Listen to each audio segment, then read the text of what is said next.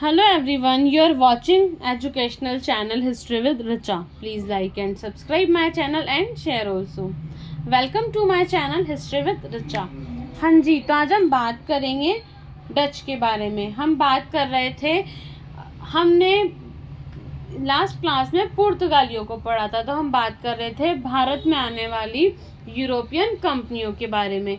हमने बात की थी कि पहले कौन आया था, पुर्तगाली आए थे, सेकंड डच आए थे, थर्ड नंबर पर कौन आए थे, अंग्रेज आए थे, और फोर्थ पे फ्रांसीसी आए थे। तो हमने इस तरह से इनका क्रम पढ़ा था। भारत में आने वाली यूरोपीय कंपनियों का क्रम हमने पढ़ा था, और ये क्रम, ये सीक्वेंस हमेशा पूछ लिया जाता है एग्जाम में कि कब कौन या तो इनका क्रम पूछ लिया जाता है, या फिर ये पूछ लिया जाता है कि फर्स्ट टाइम कौन आया था और जो लास्ट टाइम कौन गया था। तो हमने कल पढ़ा था कि फर्स्ट टाइम पुर्तगाली आए थे, और सबसे एंड में भी कौन गए हैं, पुर्तगाली गए हैं हमारे भारत से।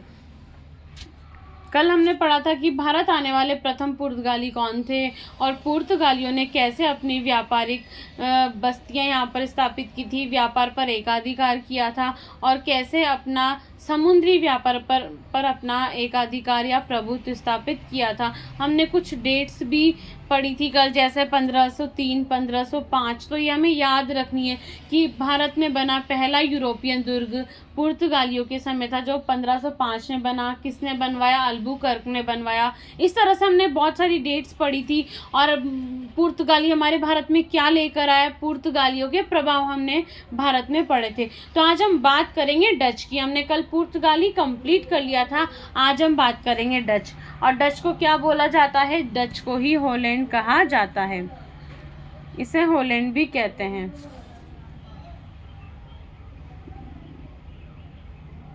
हॉलैंड।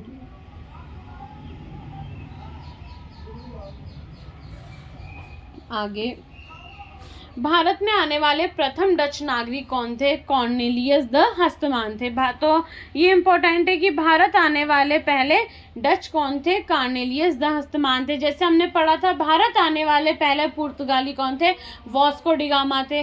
भारत आने वाले दूसरे कौन थे, पेड्रो अल्ब्रेस थे। तो इसी तरह से भारत आने वाले पहले डच कौन थे, कॉर्नेलियस द हस्तमान। ये इंपॉर्टेंट है हमारे लिए।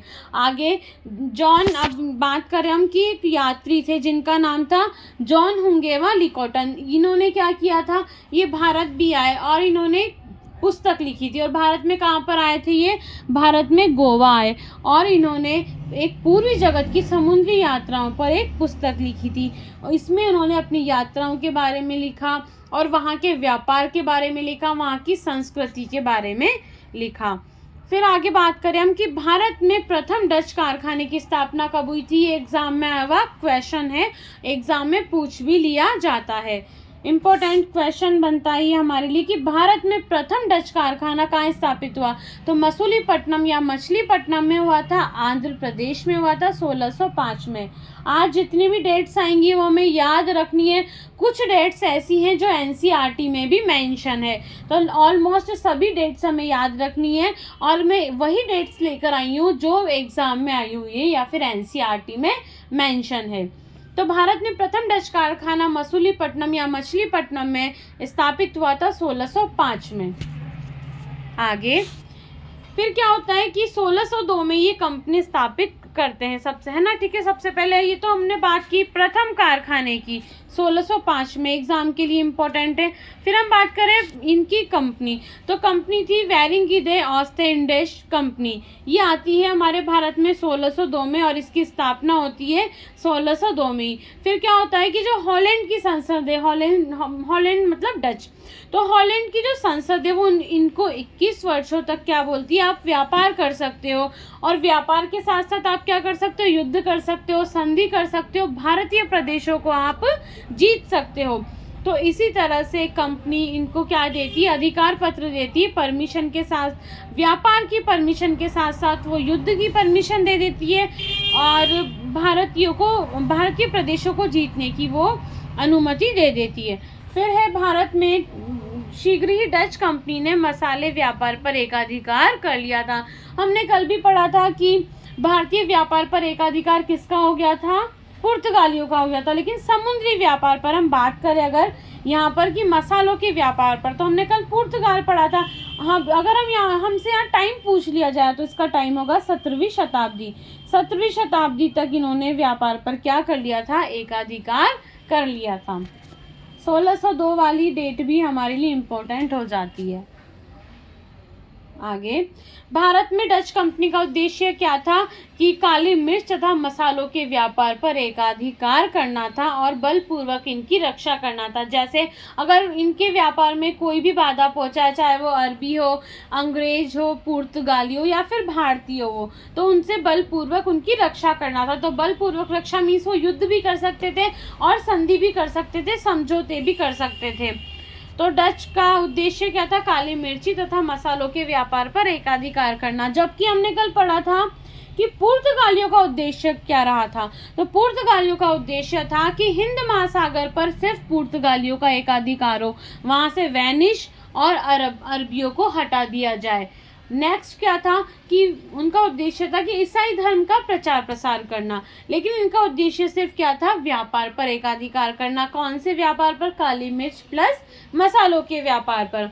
आगे फिर क्या किया था डच ने कि 1605 में डचों ने पुर्तगालियों से अम्बोयना ले लिया था। क्या ले लिया था, अम्बोयना ले लिया था। और इंडोनेशिया पर भी फिर उसके बाद धीरे धीरे क्या किया, इन्होंने इंडोनेशिया पर अधिकार कर लिया। और हम आगे पढ़ेंगे कि इन्होंने अपना व्यापारिक केंद्र किसको बनाया, इंडोनेशिया को अपना व्यापारिक केंद्र बनाया। भारत में डच कंपनी का उद्देश्य हमने पढ़ लिया कि एकाधिकार करना था। आगे देखो, ये रहा कि 17वीं शताब्दी के पूर्व में, ठीक है, 17वीं शताब्दी में जो पूर्व के मसाले थे वहां पर, जैसे भारत और भारतीय से लगे कुछ द्वीप, वहां पर किसका एकाधिकार हो गया था, डचों का एकाधिकार हो गया था। और भारत, एक ये लाइन भी इम्पोर्टेंट हो जाती है कि भारत में संयुक्त पूंजी कंपनी की शुरुआत किसने की थी। तो भारत में संयुक्त पूंजी कंपनी की शुरुआत करते हैं डच, ना कि अंग्रेज। अंग्रेज नहीं करते, हमें याद रखना है। संयुक्त पूंजी कंपनी की शुरुआत करते हैं डच करते हैं। और हमें ये देखना है कि ये संयुक्त पूंजी कंपनी थी किस सिस्टम पर आधारित थी, इसका आधार क्या था। तो ये सहकारी प्रणाली पर आधारित थी, ये सहकारी प्रणाली पर काम करती थी। कौन काम करती थी, संयुक्त पूंजी कंपनी। फिर है मसाले इंडोनेशिया से प्राप्त होने के कारण इंडोनेशिया क्या बन गया था, डच के लिए प्रमुख केंद्र बन गया था। फिर उसके बाद क्या होता है, वो इंडोनेशिया को अपना प्रमुख केंद्र बनाते हैं, लेकिन भारतीय अफीम के निर्यात पर भी वो अपना प्रभुत्व स्थापित रखते हैं, अपना एकाधिकार स्थापित रखते हैं। उनका केंद्र तो इंडोनेशिया बन गया था, लेकिन भारत में जो अफीम का उत्पादन होता था उसका निर्यात भी किसके लिए था, डचों के लिए ही था। फिर है, ये डेट है इंपॉर्टेंट है, जैसे 1613 है, 1641 है और 1658 है। ये तीनों डेट है इंपॉर्टेंट है।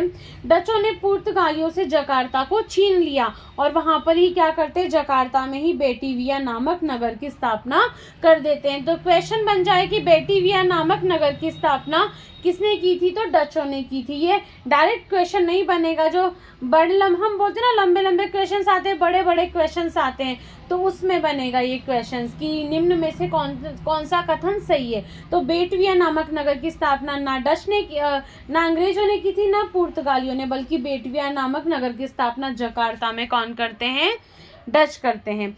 फिर है कि ये 1641 में मलक्का पर भी इन्होंने अधिकार कर लिया था। किससे छीन लिया था, पुर्तगालियों से मलक्का को छीन लिया था। कल हमने पढ़ा था पुर्तगालियों ने मलक्का और हरमुज पर एकाधिकार कर लिया था। फिर अंग्रेज इनसे क्या करते हैं, हरमुज और मलक्का को छीन लेते हैं। और फिर उसके बाद वापस से फिर कल हमने पढ़ा था कि अंग्रेज जो है संधि करते हैं, मैड्रिड की संधि होती है अंग्रेजों और पुर्तगालियों के बीच 1630 में होती है, और इनके बीच क्या होती है, व्यापारिक शत्रुता समाप्त हो जाती है। तो 1641 में क्या होता है, मलक्का किसके पास चला जाता है, डच के पास चला जाता है। तो फिर आगे 1641 में डच किस पर अधिकार कर लेते हैं, ये इम्पोर्टेंट है, मलक्का पर अधिकार कर लेते हैं। तीनों ही डेट्स इम्पोर्टेंट है हमारे लिए। आगे 1658 में वो किसको जीत लेते हैं, श्रीलंका को वो जीत लेते हैं।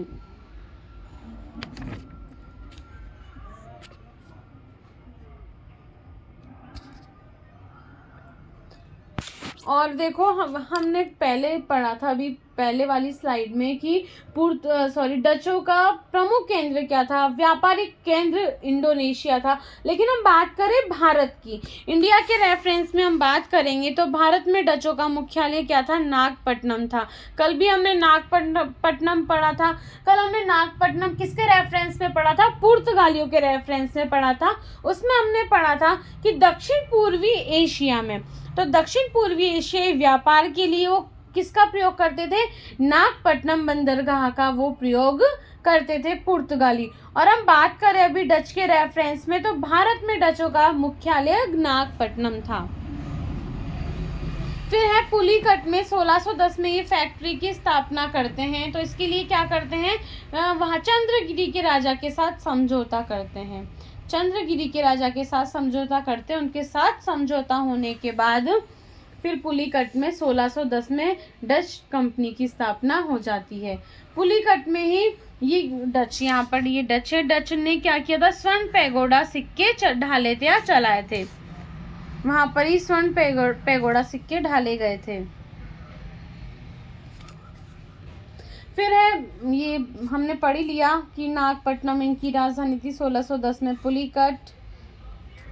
आगे भारत में पुलिकट में गैलड्रिया, यहाँ पे गैलड्रिया है, ये गैलड्रिया में के दुर्ग के अलावा किसी भी डच बंदी पर किलेबंदी नहीं थी। तो ये इम्पोर्टेंट हो जाता है कि कहाँ पर किलेबंदी थी, तो गैलड्रिया पे, ठीक है जी, गैलड्रिया में ही ओनली किलेबंदी थी, अदर किसी भी डच बस्ती में किलेबंदी नहीं थी। तो ये भी इम्पोर्टेंट हो जाता है। और गैलड्रिया कहाँ पर, पुलिकट में। नील का निर्यात मसूलीपट्टनम से होता था। कहाँ से होता था नील का निर्यात, मसूलीपट्टनम या फिर मछलीपट्टनम से होता था, जो आंध्र प्रदेश में स्थित है। बंगाल में प्रथम फैक्ट्री कब खोलते हैं, 1627 में। 1627 में ये डच क्या करते हैं, बंगाल में अपनी फैक्ट्री खोल लेते हैं पीपली में। लेकिन इन्हें फिर शीघ्र ही कहाँ, बालासोर में अपनी फैक्ट्री स्थापित करनी पड़ती है। किसी रीजन से, किसी कारण से ये पीपली से स्थानांतरित कर देते हैं बालासोर में। तो बंगाल में प्रथम फैक्ट्री की स्थापना 1627 में पीपली में होती है। हम पढ़ते हैं कि बंगाल में बालासोर में इनकी फैक्ट्री थी, ऑब्वियसली थी। लेकिन हम बात करें अगर प्रथम फैक्ट्री की, तो प्रथम फैक्ट्री होती है पीपली में। तो 1627 पीपली में प्रथम फैक्ट्री, ये हमें याद रखना है। आगे 1609 के बाद पुलिकट के स्थान पर नागपट्टनम कोरोमंडल तट पर डचों का मुख्य केंद्र बन गया था। ठीक है, 1609 के बाद पुलिकट के स्थान पर क्या बन गया था, नागपट्टनम बन गया था। आगे इन्होंने गुस्तावुस नामक किले का निर्माण करवाया। किसने करवाया, डच ने गुस्तावुस नामक किले का निर्माण करवाया, जो कहाँ पर करवाया, यहाँ पे चिंसूरा आएगा, चिंसूरा में वो निर्माण करवाते हैं। और कब करवाते हैं, 1653 में, याद रखना है, 1653 में। तो गुस्तावुस नामक किले का निर्माण करवाते हैं और जगह का नाम होगा चिंसूरा में। फिर हम बात करें अगर 1663 में, 1663 में क्या होता है, पुर्तगालियों को पराजित कर देते हैं और वहाँ पे कोच्चि में फोर्ट विलियम का निर्माण करवाते हैं। फोर्ट विलियम बहुत ही हमने सुना है, बहुत ही आम है फोर्ट विलियम, बहुत ही हमने कई जगह सुना होगा। तो फोर्ट विलियम का निर्माण कहाँ करवाते हैं, कोच्चि में करवाते हैं। हमने कल पढ़ा था कोच्चि पुर्तगालियों का भी प्रमुख स्थान रहा है। तो कोच्चि में करवाते, किसको हराकर, पुर्तगालियों को हराकर ये कोच्चि में फोर्ट विलियम का निर्माण करते हैं।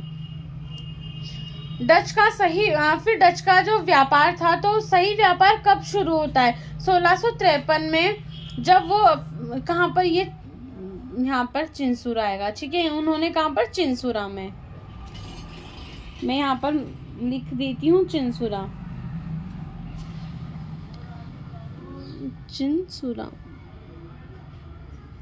हाँ जी। तो डच का जो 1653 ईस्वी में व्यापार होता है, फैक्ट्री स्थापित करते हैं, तो उनका प्रमुख व्यापार 1653 में प्रमुख व्यापार स्टार्ट हो जाता है। पहले भी वो व्यापार करते थे, लेकिन सही से व्यापार कब चलता है, 1653 में, जब वो चिंसूरा में स्थापित करते हैं अपना केंद्र। डच भारत से नील, शोरा, सूती वस्त्र, रेशम, शीशा, अफीम, बहार, भेजते थे। भारत में अफीम कौन लेकर आए थे? कल हमने पढ़ा था, पुर्तगाली लेकर आए थे अफीम, काली मिर्च, काली मिर्च तो हमारे इंडिया की ही थी, लाल मिर्च, और हमने फिर पढ़ा था आलू भी वही लेकर आए थे। तो इस तरह से हम बात करें अगर भारत से नील, शोरा, सूती वस्त्र, रेशम, शीशा और अफीम कौन बाहर भेजने लगे? फिर डच भेजने लगे। और हमने कल पढ़ा था कि निम्न में से यूजीसी नेट में क्वेश्चन आया था कि निम्न में से कौन सा वस्तु या फिर कौन सा खाद्य पदार्थ पुर्तगाली नहीं लेकर आए थे। उसमें ऑप्शन में था अनानास था, काजू था, और था वो पान था, और एक था अफीम।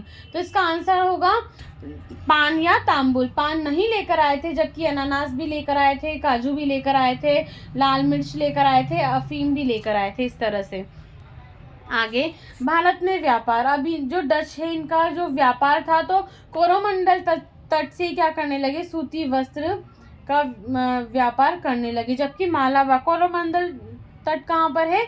तमिलनाडु में है। मालाबार कहाँ है? केरल में। तो मालाबार से क्या करते थे? मसालों का व्यापार करते थे। तो मालाबार तट से तो मसालों का व्यापार होता था, और कोरोमंडल तट से सूती वस्त्र का ये व्यापार करते थे। आगे, और जो सूती वस्त्र का व्यापार है किसने यहाँ पर प्रसिद्ध किया था, किसने इसका प्रचलन किया था? तो डच ने ही भारत में सूती वस्त्रों के व्यापार का मतलब महत्व बढ़ाया था। डच की जो फैक्ट्रियां होती थी उनके प्रमुख को क्या कहा जाता था? फैक्टर कहा जाता था। ये भी इम्पोर्टेंट हो जाता है। डच फैक्ट्रियों के प्रमुख को क्या कहते थे? फैक्टर कहते थे। और ये डचों ने अपने प्रारंभिक कारखाने गुजरात एवं बिहार में स्थापित किए। कार है यहाँ पर क्या? तो गुजरात ने अपने डचों ने अपने प्रारंभिक कारखाने गुजरात में और बिहार में स्थापित किए। आगे 1653 में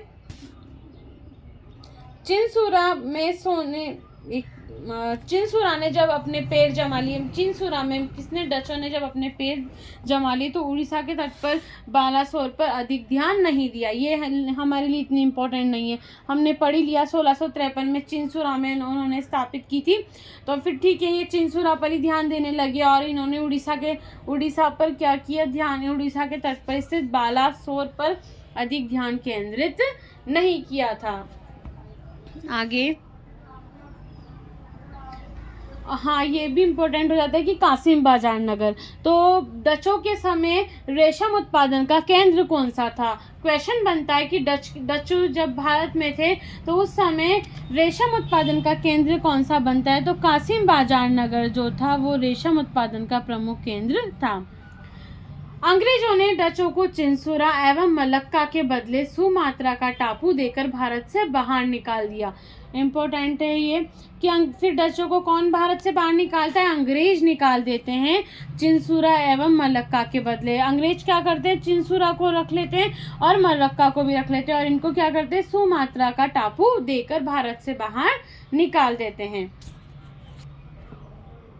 आगे फिर है अंग्रेजों ने 1759 में हुगली के निकट बेंदारा के युद्ध में, ये बेंदारा इसका युद्ध इम्पोर्टेंट है, बेंदारा के युद्ध में डचों को अंतिम रूप से हरा दिया था। तो अंतिम रूप से कब हराया था? 1759 में।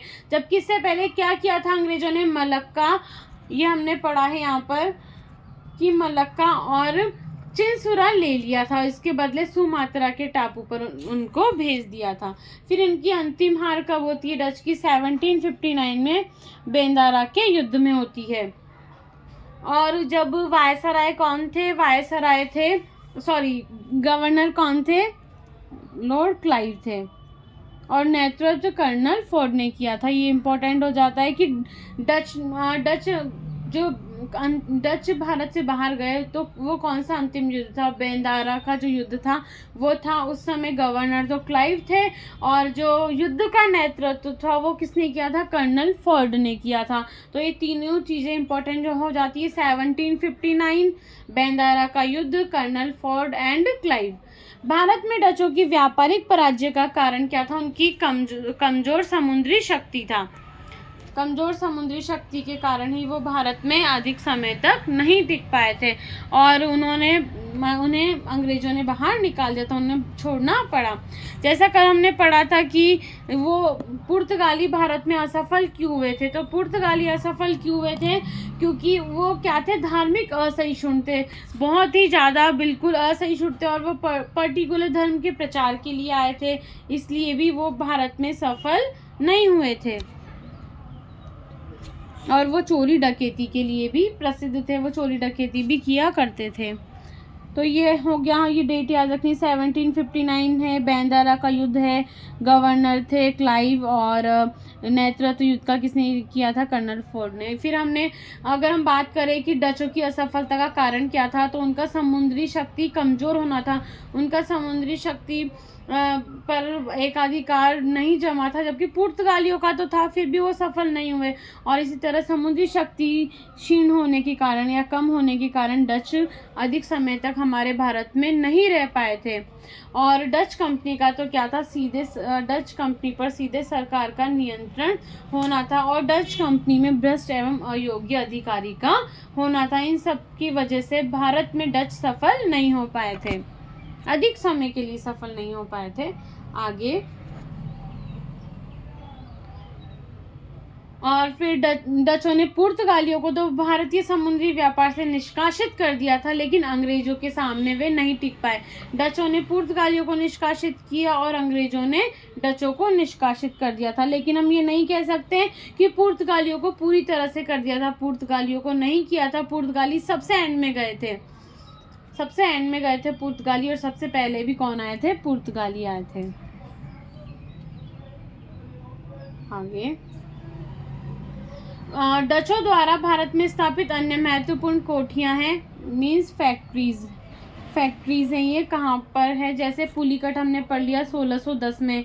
1610 में कहाँ? पुलिकट में हुई थी। विमलीपट्टनम में 1641 में हुई थी। 1653 में चिंसुरा में। सूरत में 1616 में हुई थी। कारीकाल में 1645 में हुई थी। कोचीन में 1663 में।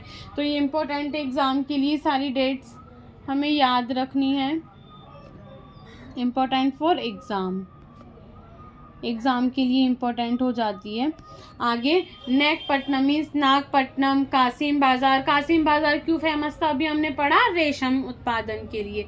पटना, बालासोर आदि शायद नहीं है, बालासोर में 1658 में स्थापित की थी। तो इस तरह से हमें याद रखनी है फैक्ट्रीज, और ये फैक्ट्रीज जब स्थापित हुई इनकी डेट भी हमें याद रखनी है। तो इसी तरह से हमारे भारत में पुर्तगाल आए, फिर डच आए, हमने आज डच को पढ़ा और ये सफिशिएंट है। इसी में से क्वेश्चन आ जाता है, हम इससे ज़्यादा पढ़ने की ज़रूरत नहीं है।